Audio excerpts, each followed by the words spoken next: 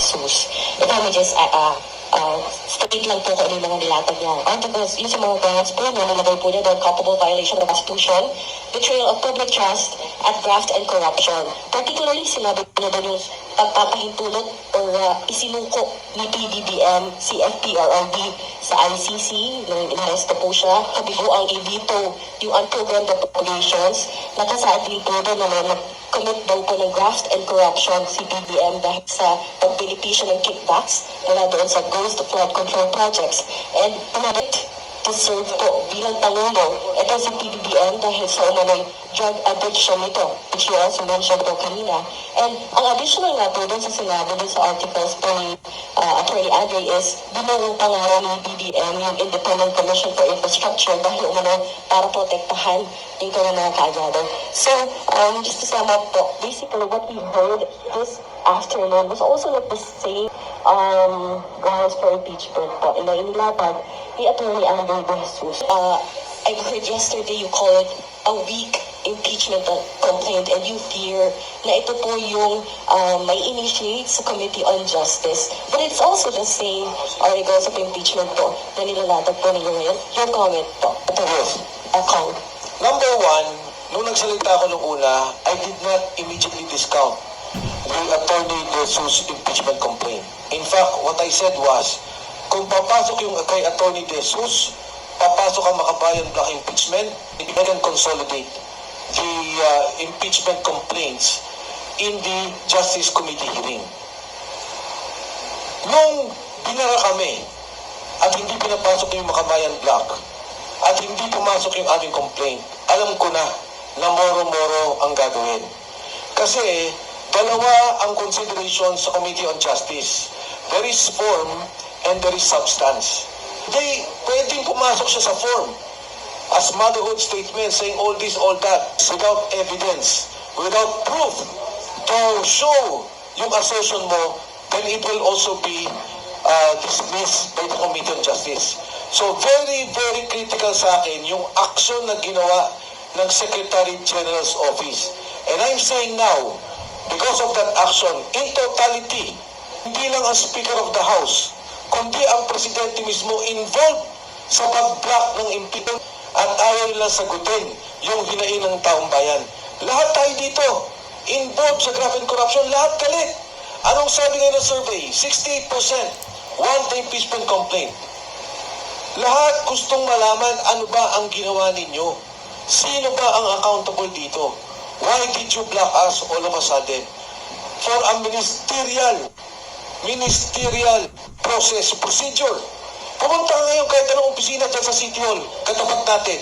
Magbigay ka ng sulat, i-receive ng mga opisina ng konsihal. Pumunta ka sa Mayor's Office, i-receive ng Mayor's Office. Dito, binaban kami. Attorney Salonga, Executive Director. Sabi ko, can you receive? I cannot. Can anyone receive? Kahit ministerial yung tao yung nasa harapan, they cannot. It is not only that they are not authorized, but they are rejecting our submission. Walang gustong tumanggap. So I'm saying now, that is a scam. The De Jesus impeachment complaint is a scam.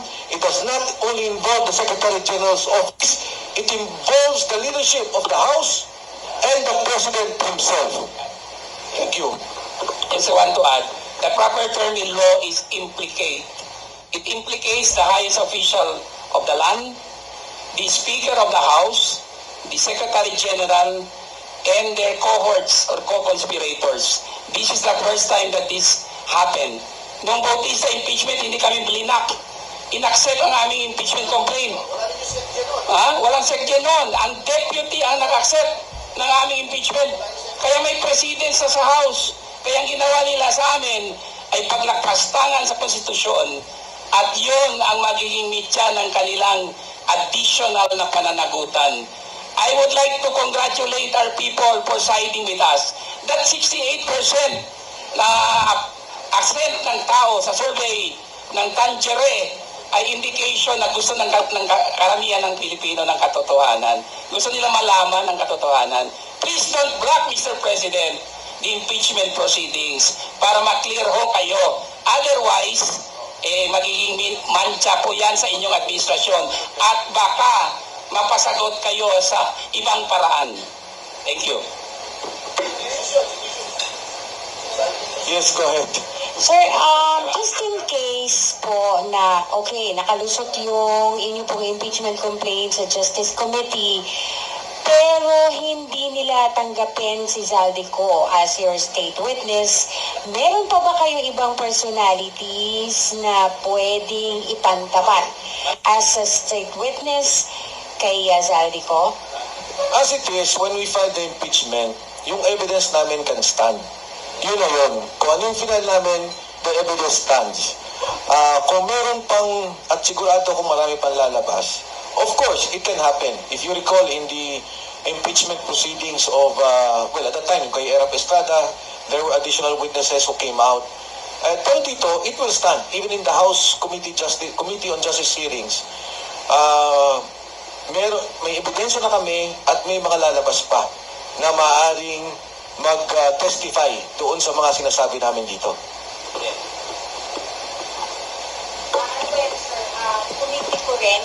Politiko po ba yan? O na mga officials, na dating officials? Ayoko na mag-dwell dun sa hulaan. Basta sa akin, ang sinabi ko lang is, in particular, kasi si Zaldico, ang main na lumalabas, di ba, on the graft and corruption, that he is willing to be a witness for us. As to the others, andito na ho yung aming ebidensya at kung may karagdagan pa, handa po kami. Mayroon pa nga kami papatawag na isang senador na kakampi na nila, pero nung nagpatawag siya ng hearing, galit na galit siya sa smuggling ng sugar, galit na galit siya kay Marcos. Okay. So, hindi ko lang sasabihin ko sino. Senador ngayon, Sarah, hindi the former. Okay. Basically, the reason why this honorable gentleman, nag-decide sila na mag-file, tapos sumama kami, is because yung mga tao kusang loob na nag-volunteer na magbigay ng mga ebidensya. So, that itself, ang nagsasabi na marami talagang gustong tumulong para malaman ang katotohanan na nangyayari sa nakawan sa Kabanambayan. Yun lang po. Okay po. First of all, again, we would like to thank everyone sa kanila pong pagdalo dito. As we promise, we will discuss per article the charges that we have against President Bongbong Marcos. So sa inyo po lahat, maraming salamat, and of course we will update you on the action that we will take. Kung ano pong gagawin namin dahil hindi tinanggap yung aming impeachment case. Magandang hapon po sa inyong lahat at mabuhay ang Pilipinas.